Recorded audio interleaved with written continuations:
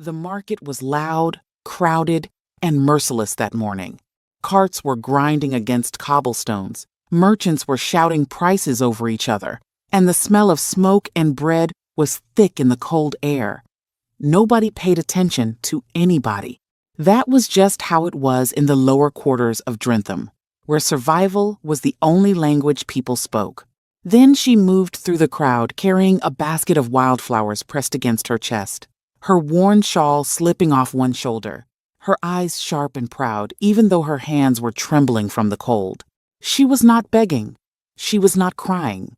She was working, calling out flower prices in a steady voice that refused to break, even as the richer women nearby turned their noses away from her. That was the moment the Duke of Renford's carriage came to a sudden stop. His footman knocked twice on the panel. No response. He knocked again.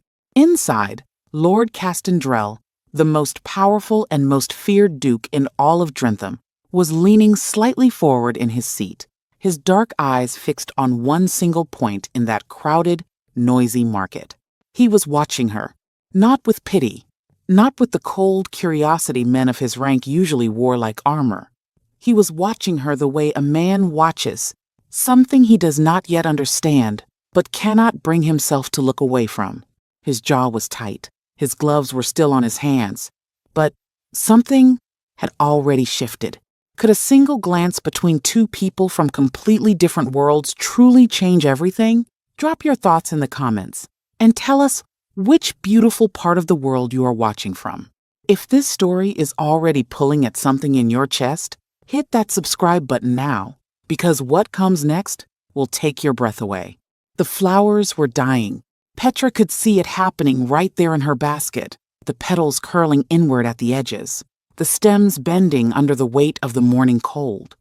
She had woken before dawn to gather them from the hillside outside Drentham, had wrapped them carefully in damp cloth, and had carried them 4 miles on foot because she could not afford the cart fare.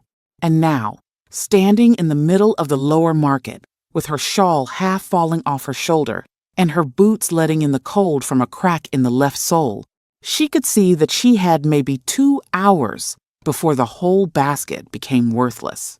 She called out her price anyway, loud, clear, and steady. Fresh wildflowers, 2 pennies a bunch, 2 pennies only. Nobody stopped. A woman in a fine coat walked past without looking. 2 merchants nearby were arguing over a broken scale and drawing more attention than anything else in the square. A small boy ran past and nearly knocked the basket from her arms, and Petra caught it with both hands and held it to her chest like it was something precious, because to her, it was. Those flowers were breakfast. They were the rent she owed old Gruff Cynic by Friday. They were the medicine her younger brother Tolly needed before the week was out. She could not afford for them to go unsold. Petra Vane was 19 years old, and before anyone says anything, she was not the kind of girl who stood around waiting for things to get better.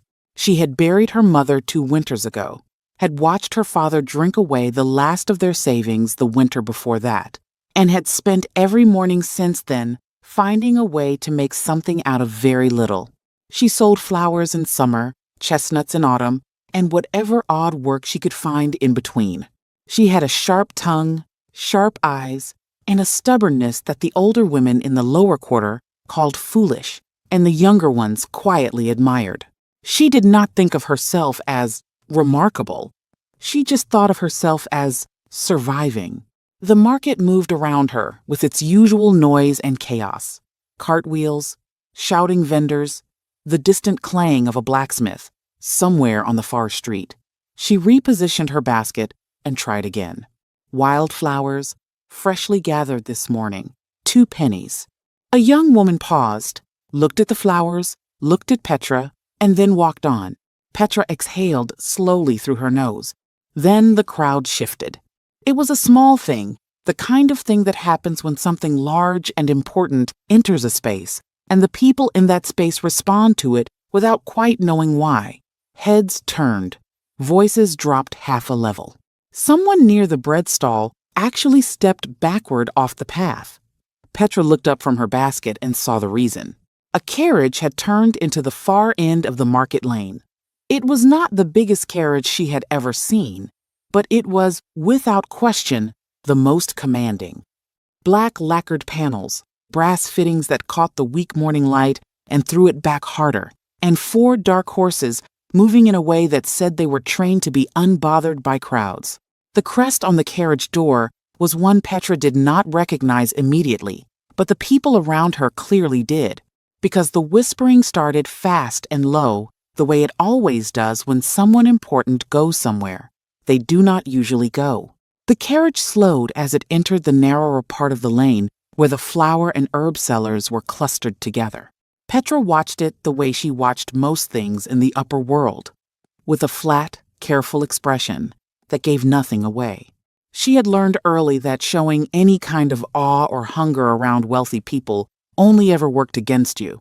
So she kept her face still and her eyes level and went back to adjusting the flowers in her basket. That was when the carriage stopped. Not slowed, not pulled to the side. It simply stopped, right there, in the middle of the lane, with no apparent reason that anyone standing nearby could see. The footman, on the back step, looked confused. A merchant with a vegetable cart had to swerve sharply to avoid hitting the rear wheel and let out a stream of complaints that he very quickly swallowed when he remembered whose carriage it was. Petra did not look up again, but she felt it. The strange stillness that had settled over that particular patch of the market. The way the noise seemed to pull back slightly from where she was standing, like the world was clearing a small space around her without her permission. She looked up. The carriage curtain had been moved aside, just slightly, and in that narrow opening, there was a face. Petra could not make out every detail from where she stood, but she caught the outline clearly enough. A man, dark-haired, with the kind of jaw that looked like it had been decided on firmly and then never reconsidered. His eyes were in shadow, but they were pointed directly at her, not in the crowd. Not at the lane or the stalls or the general scene of the lower market. At her, specifically.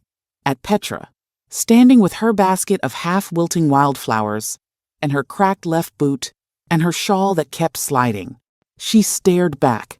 She was not sure why. She should have looked away, the way everyone else in the lower quarter looked away from carriages like that, from men like that. It was just safer. But something about the directness of his gaze made her chin lift instead of drop, and she held his stare across the distance, and the noise, and the cold morning air for a moment that felt longer than it had any right to. Then the curtain fell back. The carriage moved on. Petra stood there for 2 full seconds, doing nothing. Then she shook her head, adjusted her basket again, and called out her price for the 3rd time. 2 pennies a bunch, fresh this morning. An old woman stopped this time and bought 2 bunches, pressing the coins into Petra's palm with cold fingers. Petra thanked her and meant it. Across the market, the black carriage had disappeared around the far corner, back into the world it came from.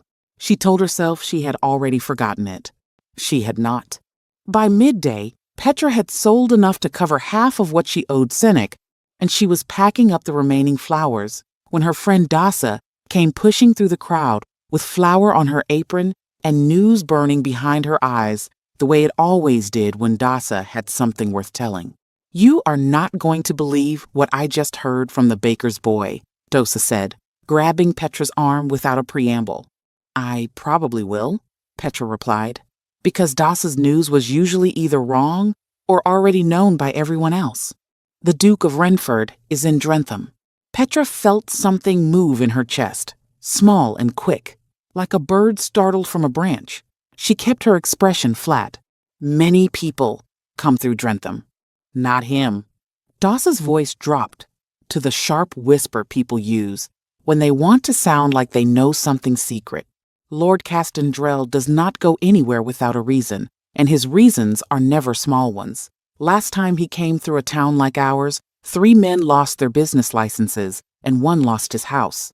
He is not a visiting kind of man, Petra. He is a deciding kind of man. Petra thought about the carriage, the curtain, the eyes in shadow pointing at her across the crowded lane. "What is he deciding here?" she asked, carefully. Dasa shook her head. "Nobody knows yet. But everyone is afraid." Petra looked down at her basket. The last few flower bunches were bruised now and nearly unsellable. She thought about Tali at home with his cough that had lasted 3 weeks now, and Cynic's rent, and the crack in her boot, and the long, cold walk back to their 2 rooms on Gravel Lane. She thought about eyes that did not look away. "Let him decide what he likes," she said. "It has nothing to do with me." But she said it just a little too quickly. And Dosa, who had known Petra since they were both 7 years old, noticed. Lord Caston Drell had not meant to stop the carriage. He had given no instruction. He had not knocked on the panel or pulled the cord. The carriage had simply slowed of its own natural momentum as the lane narrowed, and in that moment of slowing, his eyes had moved to the left side of the lane, as they always did when he was thinking, and she had been there. He was not a man who got caught off guard. He had been called cold by people who admired him, and dangerous by people who feared him, and he had not bothered correcting either description, because both were partly true, and neither was entirely his concern. He was 31 years old, and had managed the Renford estate and its considerable reach since he was 23, when his father had died in a riding accident and left behind a title, 3 disputed land contracts, and a set of debts that had taken Caston 4 years of careful, relentless work to untangle. He was not cold. He was simply precise. He did not spend attention where it did not serve a purpose. So the fact that he had spent the last 2 hours of the carriage ride thinking about a flower seller in a cracked boot was, to put it plainly, inconvenient. His secretary, a thin, precise man named Oblin Hurst, was seated across from him with a sheaf of papers balanced on his knee, and an expression that said he had been trying to speak for some time. "My lord," Oblin said again, slightly louder. Caston looked at him. "Yes. The meeting with the land commissioners is set for 3 o'clock. Given the current disagreement over the northern border of the Renford holding, I would strongly suggest we review the survey maps before then, so that you are not walking in uninformed." "I am never uninformed." "Of course not, my lord. Nevertheless." Caston held out his hand. Oblin passed him the papers. Caston looked at them. The words were clear, and the figures were familiar, and he understood the argument being made on every page. But somewhere behind his focus, something kept pulling. Not a thought, exactly. More like the memory of a posture. A young woman with a basket pressed to her chest and a chin that had lifted instead of dropped. He set the papers down. "Oblin." "My lord?" "The lower market near the south gate. Is there a record of the vendors there? Who holds the selling licenses?" Oblin blinked. Of all the questions he had prepared for this journey, that was not among them. "I believe the market licensing falls under the town steward's office. It would not typically be something the Duke's office would have reason to." "Find out," Caston said, and picked the papers back up. Oblin wrote something in his small, tight handwriting and asked no further questions, because he had worked for Caston Drell long enough to know that when the man said "find out," he meant it, and when he offered no explanation, none was coming. The carriage arrived at Drentham Civic Hall, a heavy stone building with pretensions of grandeur it had not quite earned, and Caston stepped out into the gray afternoon with his coat straight, and his face arranged back into the expression that the world knew, still and authoritative, and giving nothing away. 3 men were waiting on the steps, 2 commissioners and the town steward, a red-faced man named Berwick Fole, who shook Caston's hand too hard and smiled too wide, and radiated the particular anxiety of a man who knew he had done something wrong, but was hoping no one had noticed yet. Caston noticed. He always did. The meeting lasted 90 minutes. The land dispute was exactly as tedious as Caston had expected. A disagreement between 2 merchants over a strip of property that sat on the northern boundary of Renford land, and was therefore, technically, Caston's concern, though he would have preferred it not to be. He listened, asked 4 questions, and arrived at the correct resolution by the end of the first hour. The second hour was the commissioners arguing over who had to be the one to tell the losing party. Caston used the time to review the secondary matter that had brought him to Drentham in the first place, a contract between the town's grain suppliers and a trading company in which certain figures had been reported to him as not quite adding up. He had not come to cause trouble. He had come to understand the trouble that already existed. That distinction mattered to him. After the meeting, Berwick Fowle walked him toward the door with the careful energy of a man trying to seem relaxed. "Is there anything else Drentham can offer you during your stay, my lord? We are a modest town, of course, but we do have the market licensing records," Caston said. "I would like to see them." Fowle stopped walking. "The market records?" "The Southgate Lower Market specifically. Vendor names, license holders, any outstanding arrears or disputes." Fowle's smile stayed on his face, but stopped moving. "That is a rather particular request, my lord. Might I ask the reason?" Caston looked at him with the expression that had ended longer conversations than this one. "You may ask." A silence. "I will have them sent to your lodgings within the hour," Fowle said. They came in 2 hours, which told Caston that someone had taken the time to look through them before sending, which told him something else entirely about Berwick Fowle. But the records themselves were unremarkable. 37 licensed vendors in the Southgate market, names and goods listed plainly, a handful of minor arrears on licensing fees, nothing unusual, except one entry, near the bottom of the 3rd page. Petra Vane Drumbell, flowers and seasonal goods, license current, no arrears. PM A. The address was on Gravel Lane. The license had been renewed 4 times, each time at the last possible moment before expiry, which meant whoever held it was always scraping close to the edge, but had never yet fallen over it. Caston read the name twice. He set the paper down, stood up from the desk in his lodgings, and walked to the window that looked out over the dark evening streets of Drentham. Down below, a lamplighter was moving along the road, touching flame to each iron post in turn, small lights appearing one by one in the dark. He thought about the chin that had lifted. In 20 years of navigating the most calculated and performative social world in existence, Caston Drell had met hundreds of women who laughed at things that were not funny, women who arranged themselves carefully whenever he entered a room, women who knew to the inch how close they should stand and how far their smiles should reach. Every interaction had the quality of a performance, polished and intentional, and he had long since stopped expecting anything else. The flower seller had not performed anything. She had simply looked back, without preparation, without arrangement, without anything calculated behind her eyes. Just a straight, clear look from someone who had apparently decided that looking away was not something she was going to do. It had lasted perhaps 4 seconds. He was still thinking about it. He turned away from the window.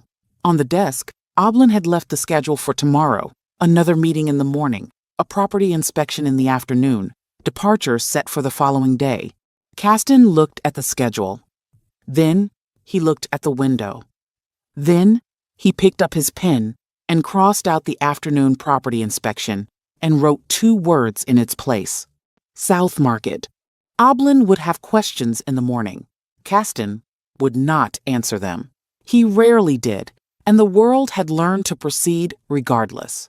But tomorrow, for reasons he had not yet fully examined and was not entirely sure he wanted to, the Duke of Renford was going to walk through the lower market of Drentham on foot, without his carriage, and see whether a flower seller with a cracked boot and a basket of wildflowers would lift her chin again. Somewhere across the dark town, on Gravel Lane, Petra Drumbell sat at the edge of her brother Tolly's small bed and listened to him breathe. The cough had been quieter today. Maybe it was passing. She pressed 2 coins into the small tin box she kept under the floorboard, added them to the others, and counted carefully. 3 more days of selling, and she would have enough for the medicine. 5 more days for the rent. The numbers were tight, but they were numbers, and numbers she could work with. She did not think about the carriage again. She absolutely did not think about the eyes behind the curtain.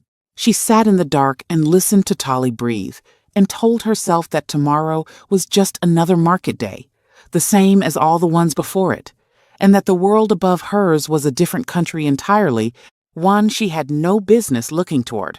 Outside the window of Gravel Lane, the lamplighter had not come this far. It was dark and cold, and the cobblestones were slick with evening frost. But somewhere in the upper part of Drentham, a candle was still burning. The morning came in hard and gray. Petra was already at the market before the other vendors had finished setting up their stalls.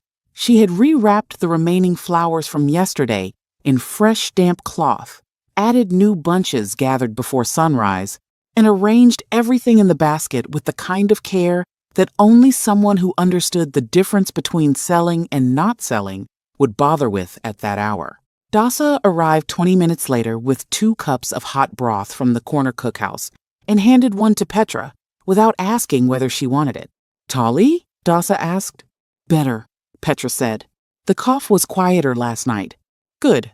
Dasa wrapped both hands around her cup and looked out at the filling market. "Did you hear what they are saying this morning?" "I have been here since before light, Dasa.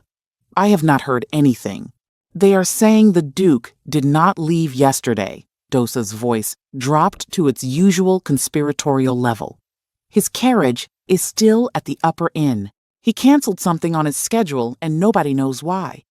Berwick Foal is apparently walking around looking like a man who swallowed something he cannot identify." Petra kept her eyes on her flowers. She rearranged a bunch that did not need rearranging. "Dukes change their schedules," she said. "It is probably business." "Probably," Dasa agreed, in the tone she used when she did not agree at all. The market filled up around them, the usual morning crowd of housekeepers and traders and children sent on errands. Petra sold 3 bunches in the first hour, which was better than yesterday, and the cold was less biting than it had been, which meant her flowers were holding their shape longer. She allowed herself a small, private moment of relief. Then the crowd shifted again. It was the same feeling as yesterday, that strange collective readjustment, that lowering of voices and widening of space.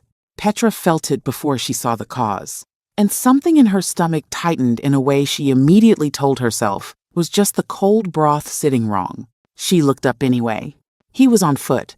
That was the first thing that struck her, because men like that did not walk through markets like this one. They sent people. They arrived in carriages with footmen and schedules. They did not appear on the cobblestones in a dark greatcoat with their hands clasped behind their back, moving through the lower market of Drentham like a man who had decided he wanted to see something for himself. Lord Castendrel was taller than she had estimated from the carriage window. His coat was plain by the standards of his world, she imagined, but it was finer than anything in this part of town, and he wore it with the ease of someone who had never once thought about what he was wearing. He moved slowly, not browsing exactly, more like a man on a deliberate route who was choosing not to show it. He was heading in her direction. Petra straightened. She did not step back. She lifted her chin, the same way she had yesterday, because it was simply what her body did when something in her wanted to make itself small, and she refused to let it. He stopped 3 stalls away and looked at a display of dried herbs with the expression of a man who had no interest whatsoever in dried herbs. Petra looked down at her flowers. The vendor beside her, old Gruss Hempel, who sold candles and muttered constantly, leaned sideways and whispered, "That is the Duke of Renford." "I know," Petra said. "He is looking this way. I am aware. You are not looking back. I am working, Gruss." 2 stalls away now, she could hear his footsteps on the cobblestones, unhurried and even. The crowd around him kept a small, respectful distance without seeming to try. It just happened naturally, the way space always arranged itself around power. He stopped at her stall. Petra looked up. And there it was again, that direct, unreadable gaze that had stopped his carriage yesterday. Up close, she could see the details she had missed from a distance. a small scar along his left jaw, eyes that were not quite brown and not quite something else, something in between that was difficult to name, a mouth that was set in a line that was not quite stern and not quite anything softer. He looked at the flowers. "What are these called?" he asked. His voice was lower than she had expected, calm and even, like a man who had never needed to raise it to be heard. Petra held his gaze. "Wildflowers, my lord, gathered from the hill outside town." "I know what wildflowers are," he said, not unkindly, just precisely. "I meant these specific ones, the white ones, with the small yellow centers. She looked down at the bunch he was indicating. "Field daisies," she said. "They last longer than the others if you keep the stems in water. Most people overlook them because they are not showy, but they are hardier than they look." Something in his expression shifted, barely, the kind of shift that most people would not notice.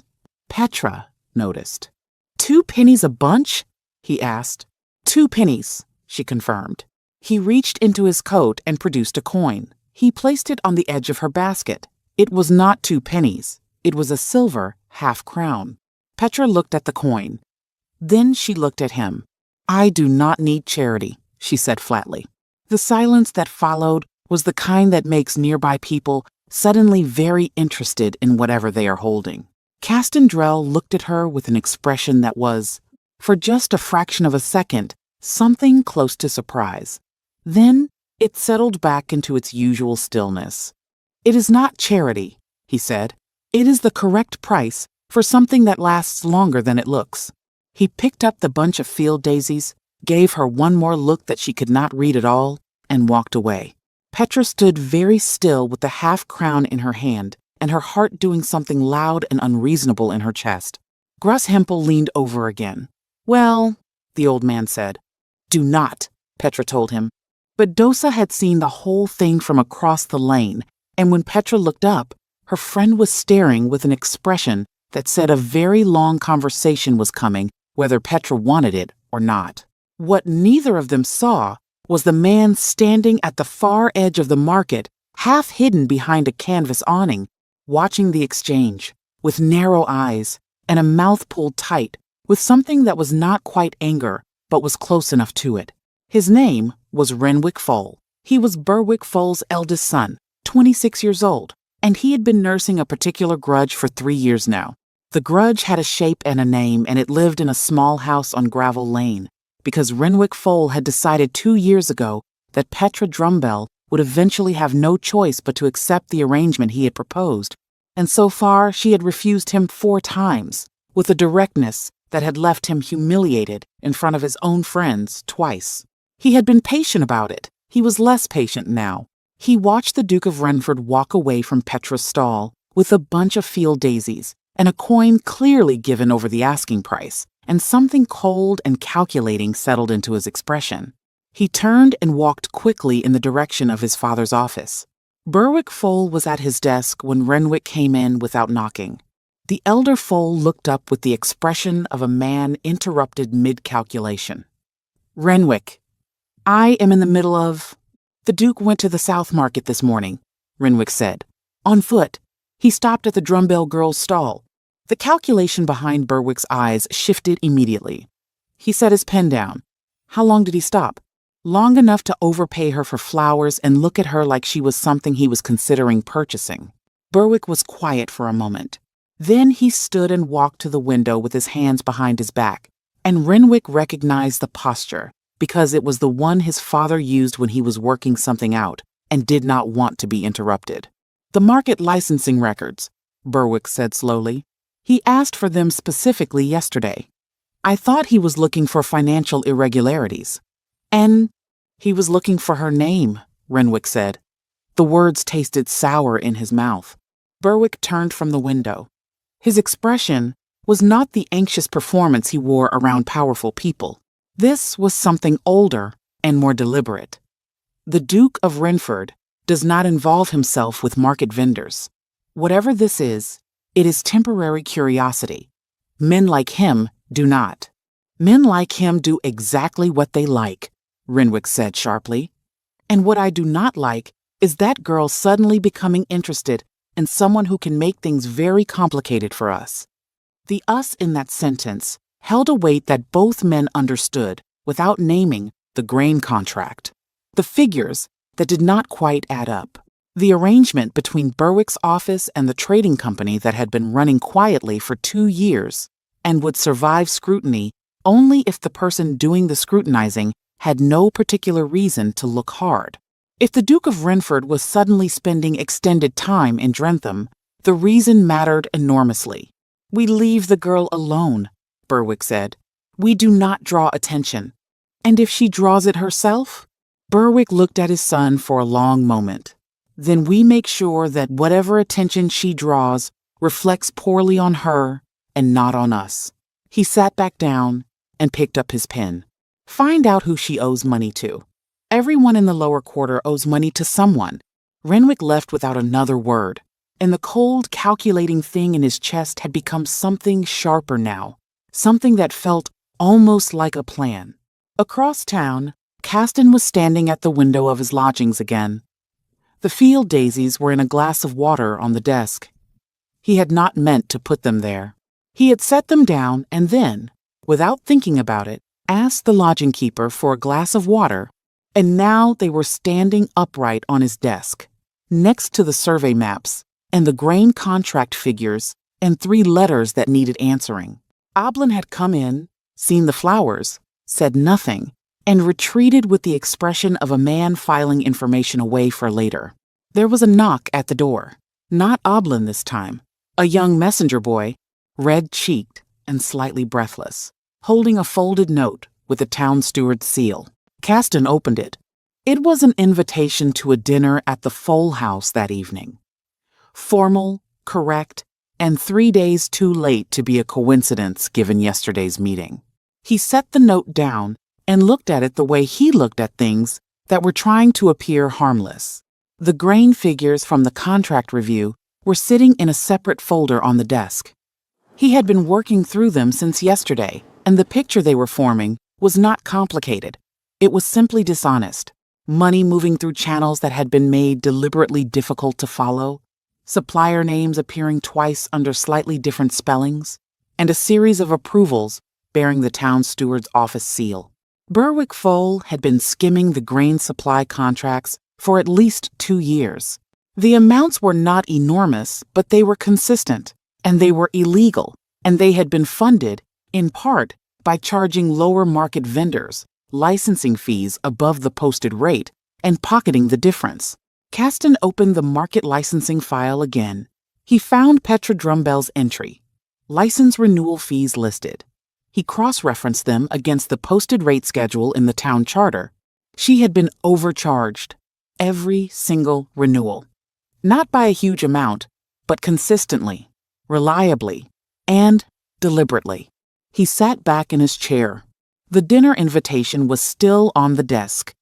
He picked it up, read it once more, and then wrote his acceptance in 4 words and sent it back with the messenger boy. He was going to dinner. But not for the reason Berwick Fole imagined. That afternoon, Petra was nearly home when she heard her name called from across Gravel Lane. She turned and felt the familiar, unpleasant drop in her chest that Renwick Fole's presence always produced. He was leaning against the wall at the corner, dressed better than anyone on this street had any reason to be, with his hat tilted and his mouth arranged into the smile he used when he wanted to appear casual and never quite managed it. "Good sales today, I hear," he said, pushing off the wall and falling into step beside her. Petra walked faster. "I am tired, Renwick. Whatever this is, save it." "I only want to talk." He kept pace with her easily. "I heard you had a notable visitor at your stall this morning." She said nothing. "People talk, Petra. The whole market is talking." His voice dropped the casual pretense and went somewhere flatter. "You should be careful about the kind of attention you attract. Men like that do not come to places like this without a purpose, and their purposes are never kind ones for women in your position." Petra stopped walking and turned to face him. She was shorter than him by several inches, but the way she stood had never made that feel relevant. "Is that concern I am hearing from you, Renwick?" she said. "Because the last time you showed concern for my well-being, it came with a proposition I told you I would never accept." His jaw tightened. The casual smile was entirely gone now. "I am simply saying that your circumstances are fragile. Your rent, your brother's health, your license. These things can become more fragile very quickly when the wrong kind of attention lands on you." The threat was clear enough. Petra held his gaze and kept her voice steady, even though something cold was moving through her. "Is that a warning?" she asked. "Call it friendly advice," he said, and put his hat back level and walked away.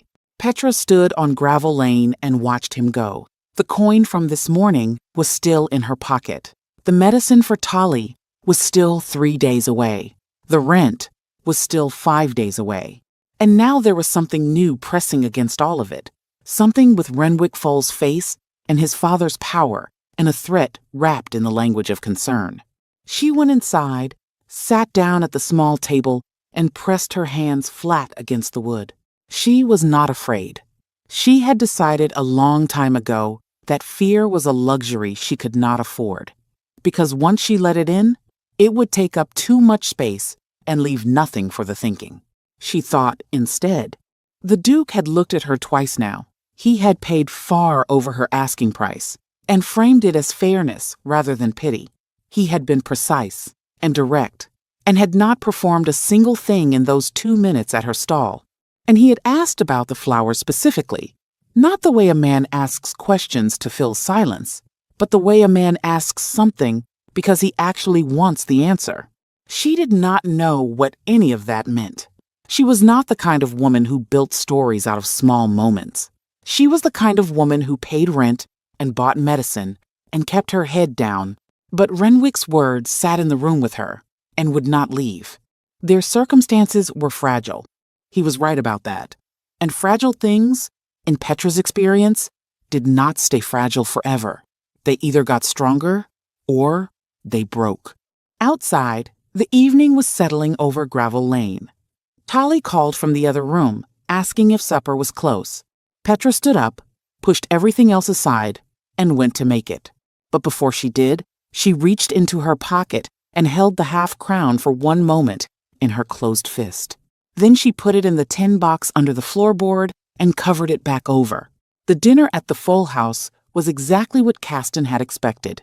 Too many candles, too much silverware, laid out for the number of guests. A table arranged to impress rather than to welcome, with Berwick Foal seated at the head of it wearing the expression of a man who had rehearsed his conversation topics in advance and was hoping nobody would deviate from them. There were 8 guests in total.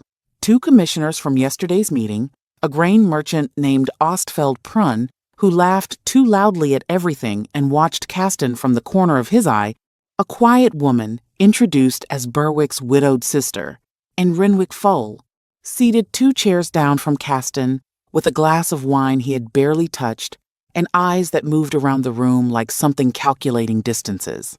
Caston noted all of it. He always did. He could walk into any room and within 4 minutes have a working map of who wanted what from whom. Berwick wanted reassurance. Ostfeld Prun wanted the grain contract to continue undisturbed. Renwick wanted something that was harder to name, but sat in his posture like a coiled wire. The dinner moved through its courses with the careful performance of people who wanted to appear at ease.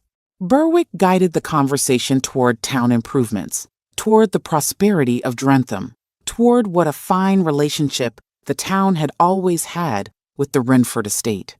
Caston responded in exactly the right amounts, giving enough to seem engaged and nothing that could be used later. Then Ostfeld Prun leaned forward with his wide laugh and said, "I understand your lordship paid a visit to our South Market this morning, not the usual touring ground for a man of your standing."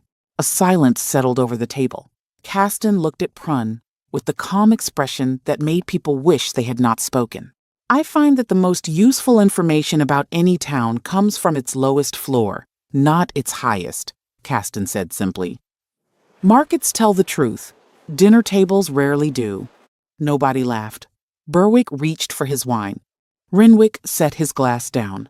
"The South Market has some colorful characters," he said, and the word colorful sat in the sentence like a blade wrapped in cloth. "Some of the vendors there have rather complicated histories. It pays to know who you are dealing with before extending any particular interest." Caston turned his gaze to Renwick slowly, the way a man turns when he has all the time in the world and knows it.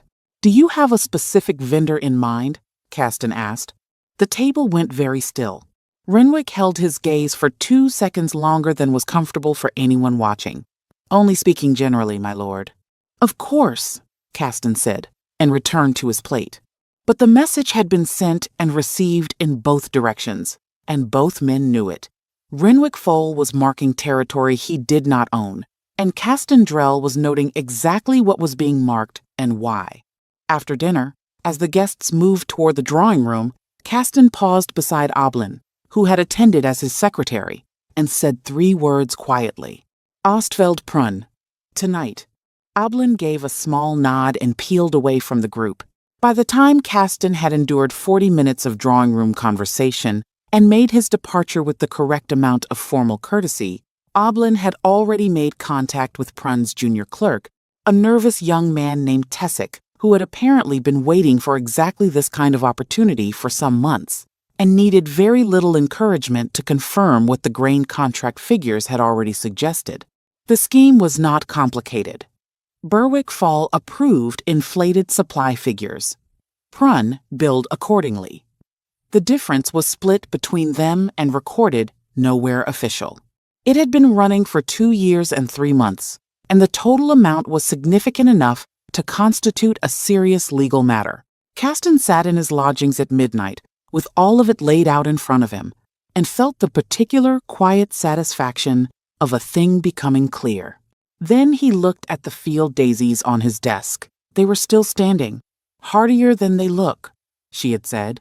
He thought about Renwick Fall's face at the dinner table, the specific quality of the anger there, the way it was not general but targeted, and the threat he had barely hidden under the word colorful. Caston had dealt with men like Renwick before, men whose pride had been injured by someone who owed them nothing and had refused to pretend otherwise. Those men were predictable in one direction only. They escalated. He picked up his pen and wrote a short letter. Then he wrote a second one. The first was to his legal representative in the county seat. The second was to the town charter office requesting a full audit of Southgate Market licensing fees for the past 3 years. He sealed both letters and left them for the Morning Post. Then he stood at the window one more time and looked out at the dark town and thought about a woman on Gravel Lane who was probably already asleep because she had to be up before dawn to gather flowers from a hillside 4 miles away. He told himself the audit was about justice, about overcharging, about the pattern of exploitation that the records clearly showed. He was not entirely wrong, but he was not entirely complete either, and the part of himself that was always precise knew it. The next morning arrived with pale, thin sunlight and the sound of a commotion on Gravel Lane that woke Petra before her usual hour. She was at the door in seconds. 2 men she did not recognize were standing outside with a paper in hand, and behind them, hanging back with his arms crossed and his expression wearing a poor disguise of regret, was Renwick Foal. The paper was a notice of licensing revocation. Petra's market vendor license canceled effective immediately, citing an unpaid fee discrepancy that she had never been notified of and had never agreed to. "This is fabricated," Petra said. Her voice was steady. Her hands were not. The man with the paper shrugged with the indifference of someone paid to deliver things, not to care about them. "The steward's office issued it this morning, miss. You are required to vacate the South Market stall and cease trading until the matter is resolved." "How long does resolution take?" Another shrug. "Weeks. Months. Depends on the backlog." Petra looked past the man at Renwick. He met her eyes briefly and then looked away, which was worse than if he had looked at her with open satisfaction. "Friendly advice," she said, repeating his words from the day before back at him in a voice that carried. Renwick walked away without answering. Petra stood in her doorway with the notice in her hand and the thin morning sunlight doing nothing useful, and the numbers in her head rearranging themselves into shapes that did not work. No license meant no market.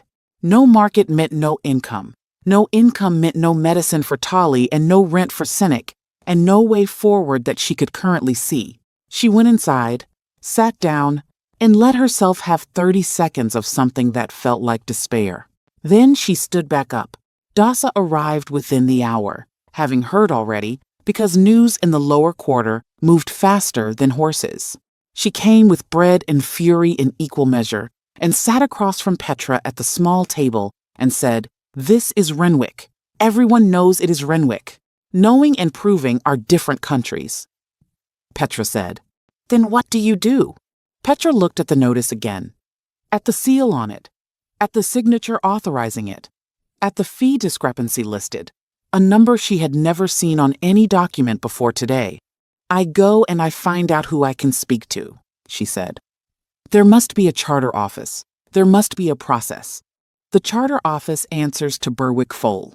Then I go above Berwick Foal."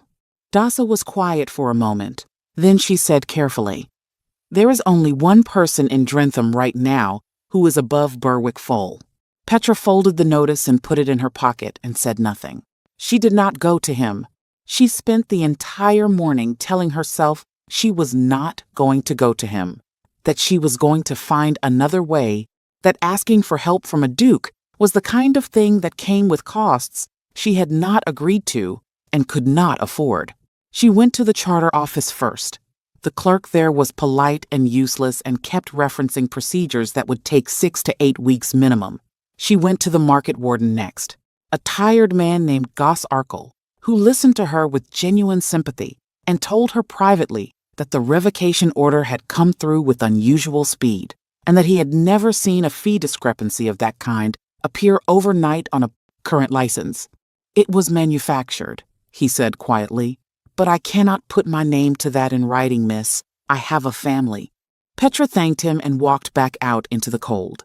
She stood on the street outside the market warden's office and looked at the sky and had a very honest conversation with herself. Pride was a fine thing.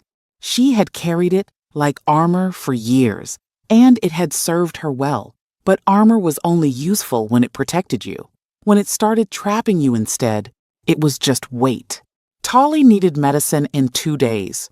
She walked to the upper inn. The door was answered by a footman, who looked at her the way doors in the upper part of town always looked at people from the lower quarter. She handed him her name on a folded piece of paper and said she had a matter of official business regarding a town charter document and asked that it be passed to the Duke's secretary. She expected to wait outside. She expected to be turned away entirely. She had prepared herself for both. Instead, 7 minutes later, the footman returned and showed her inside. Oblin Hurst met her in the front room with his small, tight expression and looked at her with the focused assessment of a man who processed information quickly. "Miss Drumbell," he said, "his lordship will see you shortly. Please wait here." She waited. The room was warm, and she did not let herself look around at any of it with anything other than level eyes. Caston came in without preamble. The way she was beginning to understand, he did everything. He was not in his greatcoat this time. He was in his working clothes, a waistcoat and shirt sleeves, with his collar slightly open, and he looked like a man who had been at his desk for hours and had come away from it without rearranging himself for an audience. He looked at her. Then at the paper she was holding. "Show me," he said. She handed him the revocation notice. He read it once, quickly, and his expression did not change, but something in the stillness of it became a different kind of still, the kind that comes just before something moves. "When was this delivered?" he asked. "This morning, before sunrise." He set the paper on the table beside him. "The fee discrepancy listed here does not exist in the official rate schedule," he said. "I have a copy of the town charter's posted rates. Your license was overcharged at every renewal. not underpaid. The deficit they are claiming is invented. Petra looked at him. You already knew about the overcharging. I found it in the records 2 days ago, he said. I have already requested a full audit. The silence between them was a different kind than the ones before, not charged with the strangeness of two worlds colliding. Something more direct than that. You requested an audit before any of this happened, she said slowly. And then, this happened the morning after you had dinner with Berwick Fowle. Yes. They panicked, she said. They used my license because they knew it would cost me the most. Yes. Petra sat with that for a moment. The picture of it was clear and ugly and made complete sense. She was not a target because of the Duke. She was a tool being used against the Duke, a lever they could pull to create pressure or distraction, because men like Berwick Fowle had always understood that the most effective way to move powerful people was through the ones they could not officially protect. Except they had miscalculated one thing. They assumed you would not know about the license until it was too late to matter, she said. They did, Caston said. They were wrong. He picked up the revocation notice and walked to his desk and wrote something across the bottom of it in quick, decisive strokes. Then he picked up a second document she had not seen before and held both out to her. The first is a formal counter notice under the County Charter Authority, which supersedes the town steward's office. Your license is reinstated effective immediately. The second is a signed statement from this office confirming the fee discrepancy and the audit already in progress. If anyone at the steward's office or the market attempts to interfere with your trading again, you show them both of those. Petra took the papers. She looked at them, her handwriting on the license application, 4 renewals back, slightly rushed because she had always been filling them out at the last minute. Her name in the corner, Petra Vane Drumbell, current. She looked up at him. Why? She asked. Not ungratefully, just directly. The way she did everything. Caston looked at her for a moment. Then he said, because it is correct. Because the law was being used against someone it was supposed to protect. And because field daisies that last longer than they look should not be pulled up before their time. Something moved through Petra's chest. She pressed it down firmly, but it did not go all the way. And Renwick Fowle? She asked. Renwick Fowle's father is going to be significantly occupied with the legal process for the foreseeable future, Caston said.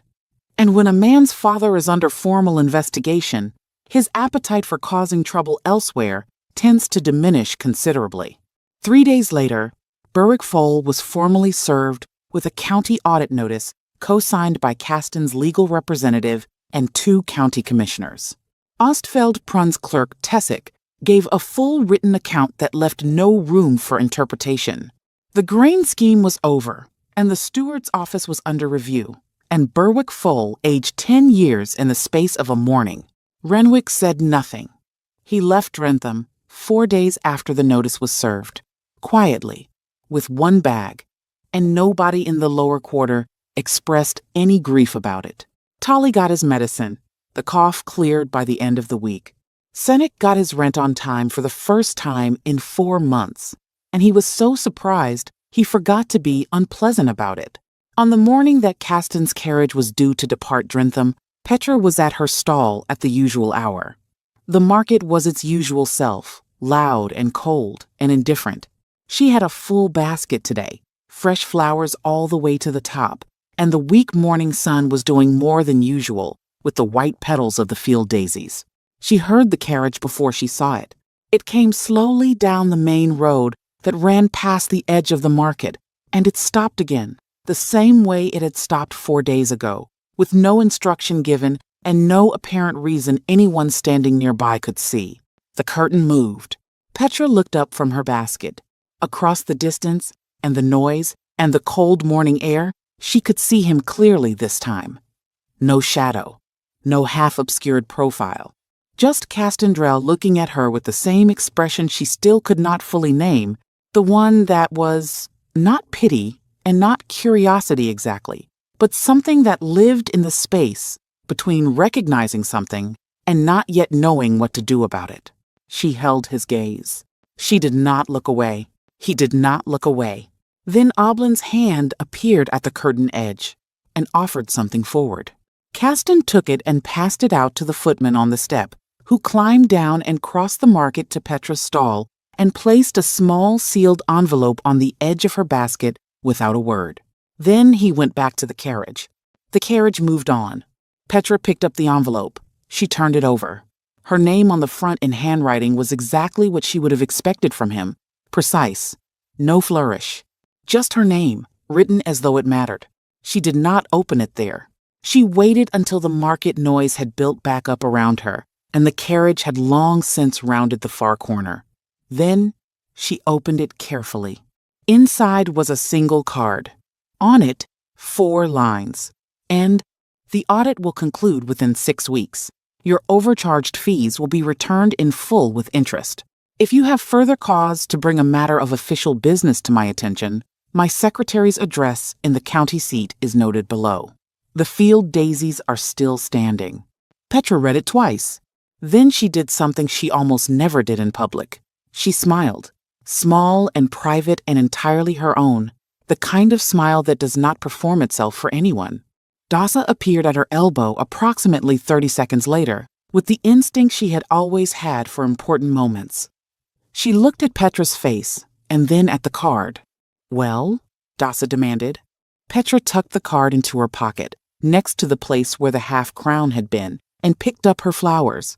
2 pennies a bunch, she called out to the market. Fresh this morning, hardier than they look. And across the rooftops of Drentham, in the direction the black carriage had gone, the thin morning sun was finally doing something warm. From a chance glance through a carriage curtain to a battle that nearly broke everything, 2 people from completely different worlds found something neither of them had a name for yet. But some things do not need a name to be real. Do you think this is truly the end? Or only the beginning of something neither of them is ready to say out loud? Tell us in the comments. And tell us which beautiful part of the world you are watching from, because you found this story, and that means something. And if this moved you even a little, please subscribe now.